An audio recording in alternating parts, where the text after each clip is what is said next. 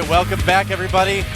We are in the middle of a pretty exciting match right now. It is MVP versus Prime in the GSL Team League.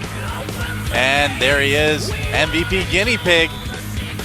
Got the win last game with some Blinkstalker play on Teldrim Altar. But can he take down Maka Prime? And there is Maka Prime. Apparently everybody in the world knows what he looks like. And I thought that he was full Prime. But now I know. Everyone in the world? Everyone in the world, because everyone in the world watches the GSL. Are you kidding me? Who doesn't? I'm not kidding. Who wouldn't want to? I'm not kidding. So these guys are going to go head-to-head on GSL Dual Site. This is a relatively newer map, I would say. It's been around for a season or two now, but still one of the newer maps in competitive GSL play. Very interesting map, very small map in relation to other maps like Teldrim or Crevasse or Terminus, things like that.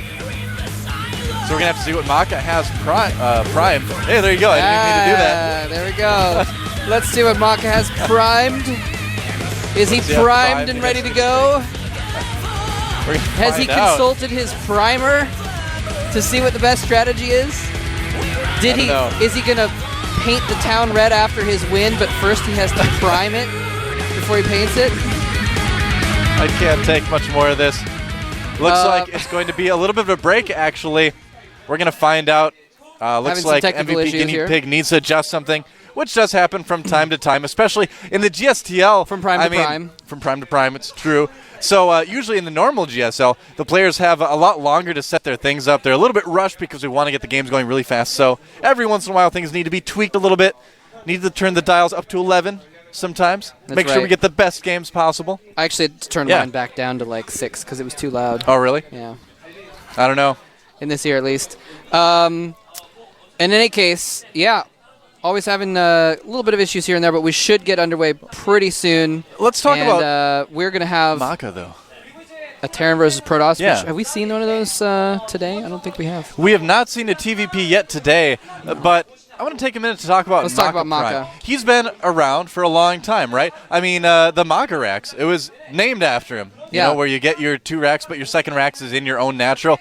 Very easy to scout. It's not often you Maka make a strategy that's named after you. That's make true. A strategy. But here he is, going from being always primarily named after him. Okay, I'm done. I'm sorry. It never ends. It never ends. Maka. I'm sorry. Go ahead. But basically what I'm trying to say is that he's got some work to do. He's got his name has been a little bit tarnished lately. Yeah. He's got to do some work to get back into the spotlight. I believe he was a War 3 player, wasn't he, Maka? Or am I thinking of Czech? I think Czech was, yeah. I didn't really follow Warcraft 3, though, but who knows? Yes, Maka was also a Warcraft 3 player. So, popular in Warcraft 3, very, very big in the beta as well. But you're right, he hasn't really done much since then. So he has some kind of proving to do. He's been out of GSL for a while, despite pioneering the technique where you put a barracks hidden in the open. You know, it's like where's the best place to hide? In the open. Sometimes, just like the doctor from Teenage Mutant Ninja Turtles says, sometimes the best place to hide is in plain sight. Yep. The doctor? Yeah, Teenage Mutant Ninja Turtles 2, Secret of the Ooze, man. Oh, okay. Yeah. You know what? That's actually kind of where I was thinking. I didn't remember the doctor said it, though. Oh, he did. But I'm sure someone else said it first. Maybe. Possible. I don't know. We'll see. Game's going to get started. Let's find out. We're going to get back underway in here in just a moment on Dual Site. All right, so here we have our Red Zerg player from the team MVP. He is the one, the only Guinea Pig, and he's playing Zerg. Guinea Pig is playing Zerg, and apparently that is intentional. Is he actually race picking? Wow, all right, so this just got 10 times more interesting, but here's our blue Terran player. He's been around a long time. He is Maka Prime win. Maka Prime. So Guinea Pig apparently is a race picker.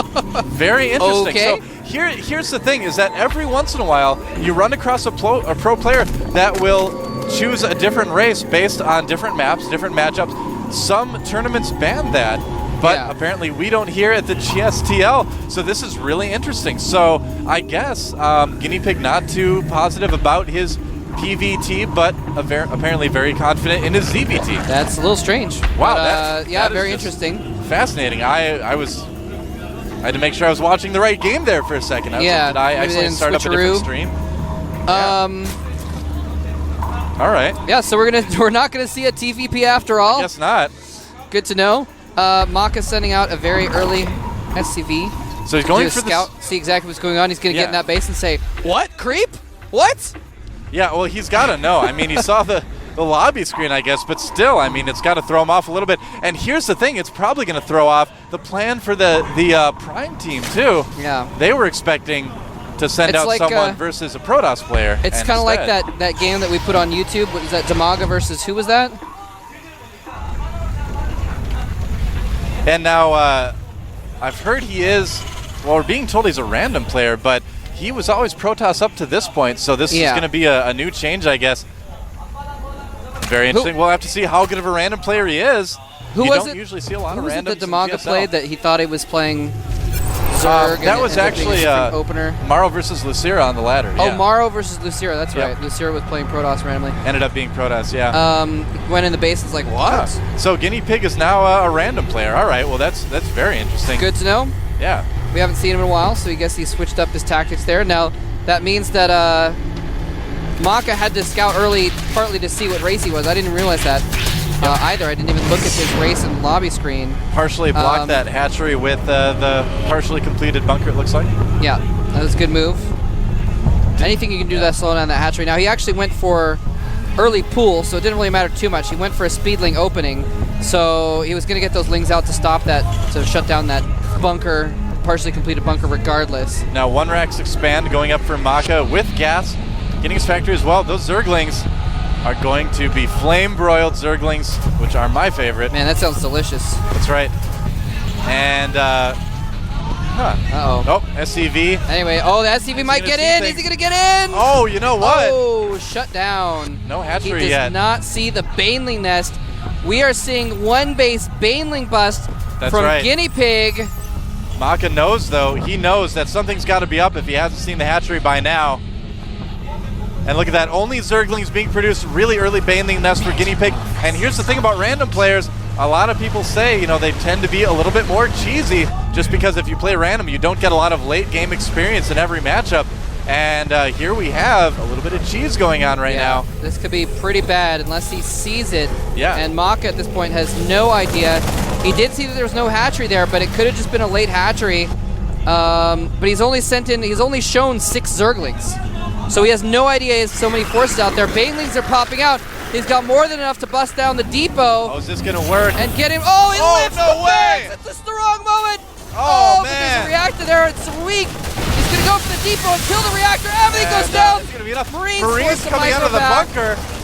All right, so Marines trying to micro against the Zerglings right now, but a lot of SCVs going down. Mule getting in on the action for Moral Sport. Here comes a Baneling, and more Zerglings coming in though. He's only got SCVs to fight against. He's got a couple of command centers, but he's not dropping mules right now, which is bad because that means he's not mining right now. One because his Marine SCVs are running around in circles. And look at that. Not a lot that Maka Prime can do. Trying to get that front walled off with those buildings. Oh, no. Stabilized, but he's lost too many SCVs at this point. And that's going to be game, ladies and gentlemen. He's going to take out those mules. There's no mining going on. He has 45 minerals, so he can't even produce an SCV at this point. And Maka just got Baneling busted, and it's as simple as that. Yeah, he's got a Hellion coming out. Oh, he's got one Hellion coming out. He does have a wall. He doesn't even have enough to build an SCV, but he's counting on mules to give him that amount. He's thinking if I can micro against these Zerglings, I can maybe get back in this game somehow. Yeah, but that's not going to happen. Yeah, I don't know why. There it is. All right. GG. Wow. So, very quick Baneling bust by Guinea Pig. He's very excited to have done that. Random player. And throwing up the peace sign. I can't believe it. No idea. I think he might be a little bit more excited than is warranted from a Baneling bust. Well. But, hey, his team's up 3-2 now. So, that is actually huge. He's probably going to end up facing, and it could be any pro, theoretically. I think they got to send out Marine King. But I'm sure they're going to send out Marine King at this point. And it's going to be up to Marine King to come back and beat Guinea Pig and someone else if he's going to take the series for his team, Prime.we. We could be in for a bit of an upset again. Yeah. kind of an upset yesterday when FOU took down TSL. Yeah, Are we going to have an upset today? I don't know if I'd call it an upset. Well, MVP beating Prime. For people that have watched the GSL for the last season and really seen MVP play, it doesn't seem like as much of an upset. But for a newer team to take down a more established team like Prime, I suppose so, I'd call it a little bit of an upset. But you're right, though. You're right that it's not as huge of an upset as like FOU taking down TSL, I think. But yeah, I agree with that. But yeah, MVP is now up 3-2. Guinea Pig's going to stay in the chair, and Prime is going to be able to pick what map they're going to play on. I'm going to watch in the lobby. I'm going to see if he actually did pick random or not. Yeah, let's definitely keep an eye on that. I mean, he must have. I don't think he would have. Anyway. I wonder if he picked Protoss for his first match because he was sent out to play as a Protoss, but then after that he just went random. We're going to find out. We're going to find out momentarily who they're going to send out, if it's going to be Marine King or Marine King. Everything rests on the shoulders of And it is Marine King. Yeah. I was close. Close. It's not Marine King, it's Marine King. Exactly. There he goes. The first one, not the second one. Marine King dodging. He's got such good control. He gets out of the way of the smoke jets. Yep. Dodging them. He does. He can micro around them really, really easily. Got some of the best micro buttons. He's got some of the best stage micro there is. That's right.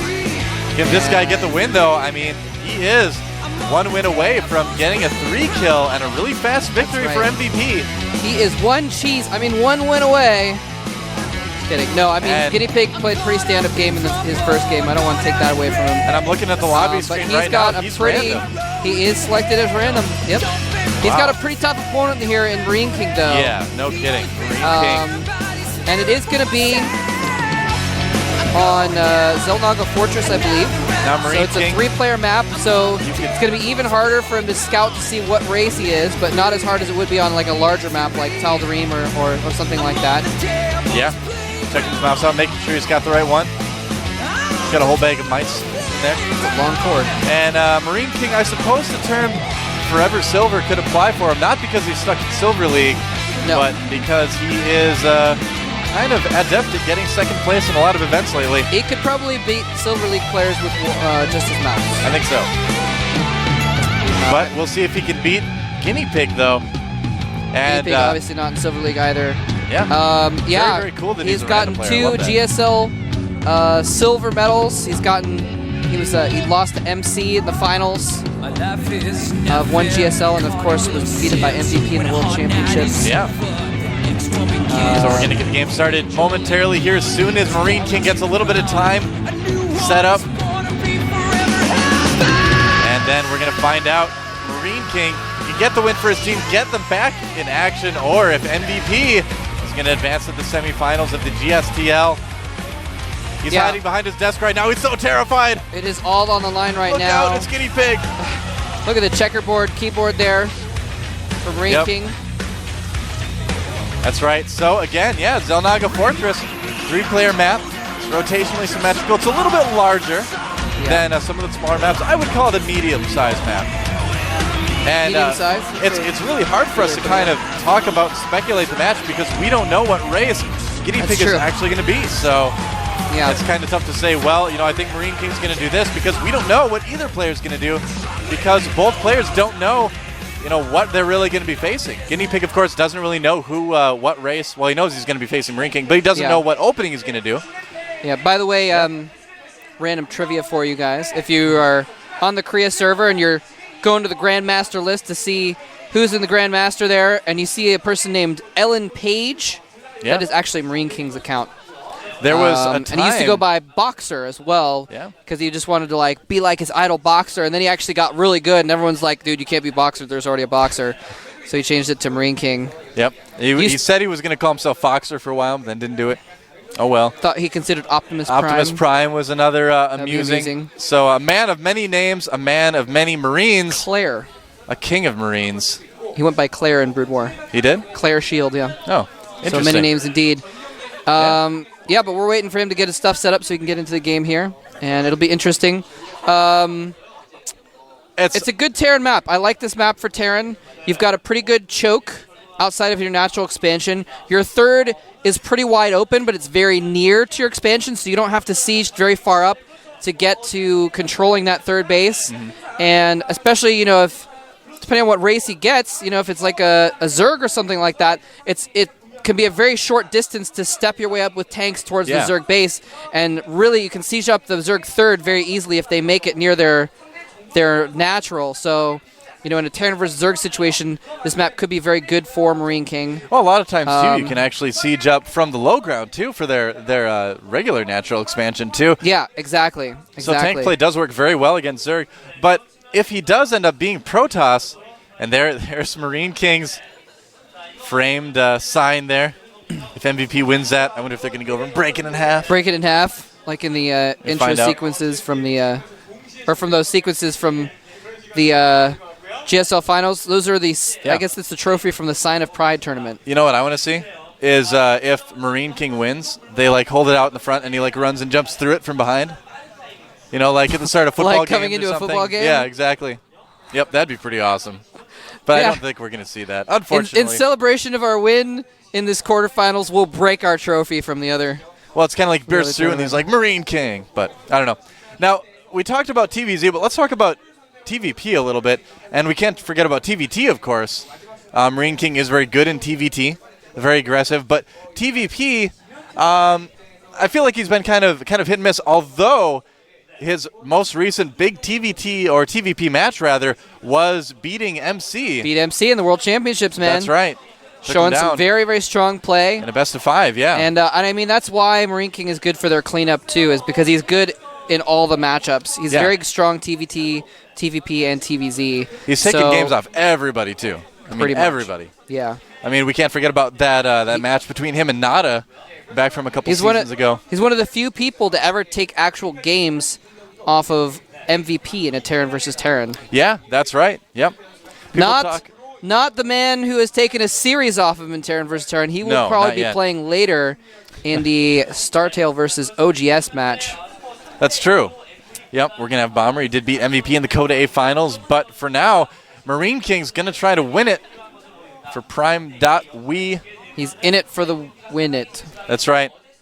And, So, here's the thing, though, is that in a TVT on Zelnaga Fortress, a lot of times, we see a lot of drop play, but I kind of feel like that's going to, and I'm going to sound a little bit crazy, but I kind of feel like that's going to go away. I mean, Terran is so drop-oriented right now that everybody's kind of preparing for it. There we see some of our fans in the audience.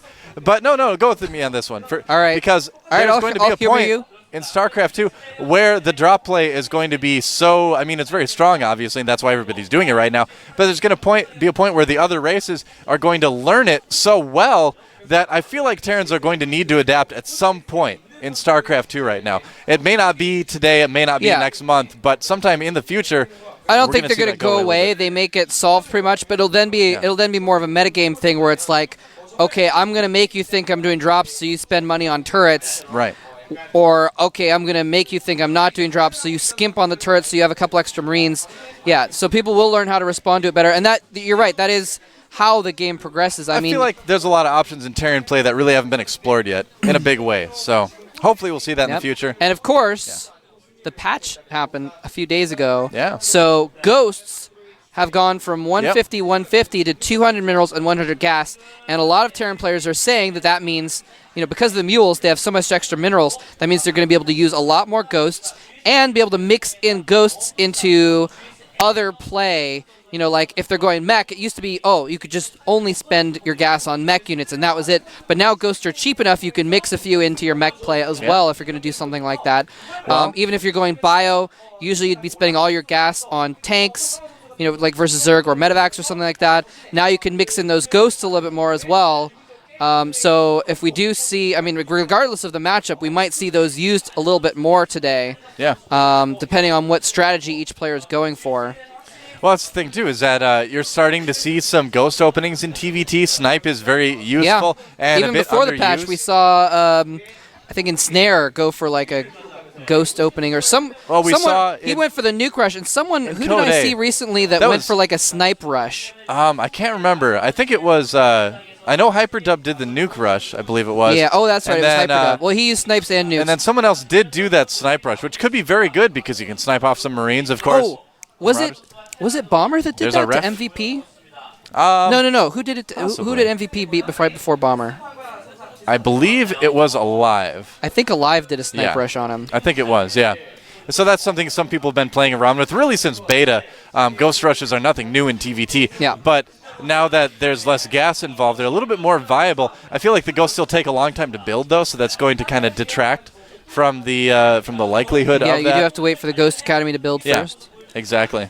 We'll see, though. It could be a number of different things. Another thing that apparently was changed is that if we see Thors now have energy for their strike cannons, which means in a TVP, that matchup's going to change a little bit because then feedback can actually be a little bit useful against Thors as well.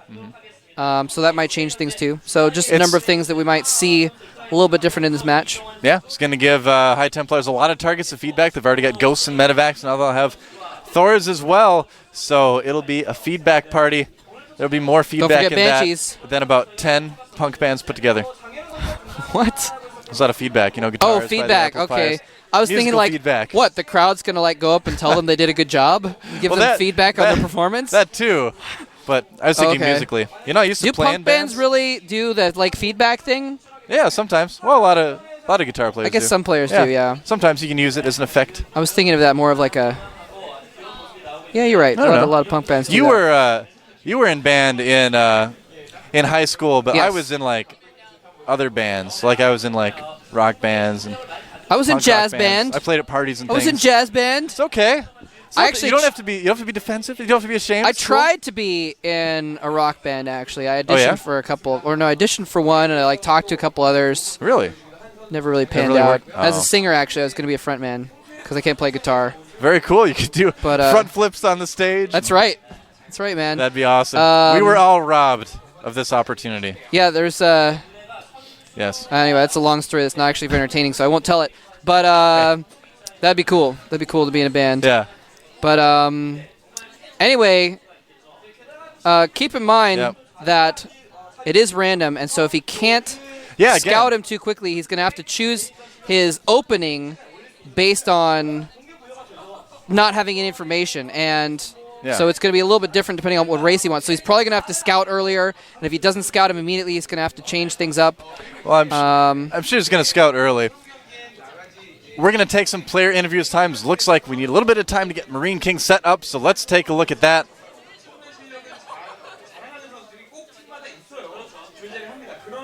Pretty soon.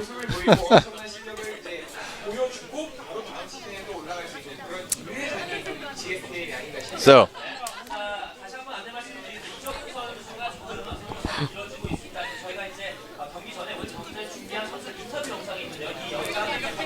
All right. So today, if you guys don't know about it, this is actually National Technical Difficulties Day. 일단 GSTL이 GSL과는 다른 느낌이라 감회가 새롭고요.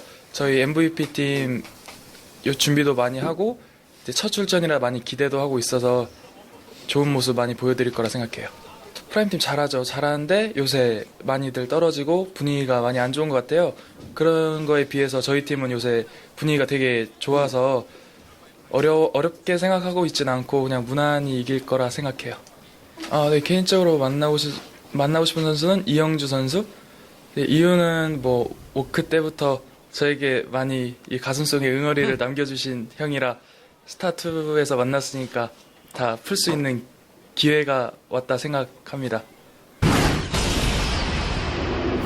MVP 팀이 어리고 아주 가능성 있는 팀이긴 하지만 정훈이한테 이미 4대0으로 진 경험이 있기 때문에 이번에 정훈이가 8대0까지 벌릴 수 있을 거라 생각합니다. 주의해야 될 선수가 MVP 팀에 테란 2명이 있긴 있는데 그렇게 딱히 주의가 되지는 않아요. 그냥 다 괜찮은 것 같아요. 이번 팀 리그에서는 저번과 다르게 했고 좋은 성적을 거뒀으면 제발 좋겠네요. 네. All right, so there you have it. Fighting words Yeah. from Prime Both players pretty confident. and from MVP Violet. Yeah, that's right. I thought it was interesting that Violet wanted to play Czech because of their Warcraft 3 pass. Yeah, So kinda cool. that's pretty cool. Yeah, I mean, then a lot of these players do have pasts in other games too. That's kind of interesting. And a lot of them have known each other for a long time, so there is a lot of history too that goes into something like StarCraft 2 in the GSL, of course. Yes, indeed. And we mentioned this yesterday and earlier as well, but it's cool that we get to see some of these players that we don't really see in the GSL because they've been eliminated or they haven't been able to get in yet. So, getting to see a little bit of Maka playing today. Haven't seen him in a absolutely. while. Guinea Pig, haven't seen in a while. Get to see him as well. Yeah, I still can't believe he's a random player. I'm so surprised about weird. that. I mean, it's Usually, so difficult to play a lot of random players at that maybe level. play random and then they switch to a race. Yeah, most of the time. Not very often do you see them actually play a race and then switch back to random. So Marine King doesn't have a problem with his settings, but there's a problem with the computer that he's using. So we are attempting still to get that figured out, and we'll have it figured out probably pretty soon. Well, like we mentioned, it is National Technical Difficulties Day, so we'd like to celebrate it with you. Thank you for joining us today. Celebrating it by having What'd you buy me, many Moltrap? things go wrong as possible. I bought you a broken alarm clock, Doa. Thanks. I bought you one shoe, and the shoelaces are broken. So happy Technical Difficulties Day. Is that a technical difficulty to have the shoelace? It's a wardrobe malfunction. How do you break shoelaces? I don't know. You just unravel them. You know what I hate? When you have shoes and the little plastic ends on the shoes come out? Yeah.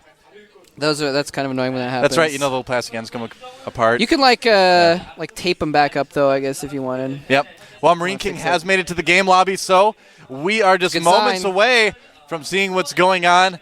The teams have had a chance to catch their breath, relax a little bit, but at the same time, the tension is building. I mean, this is a big deal. This is a single elimination tournament.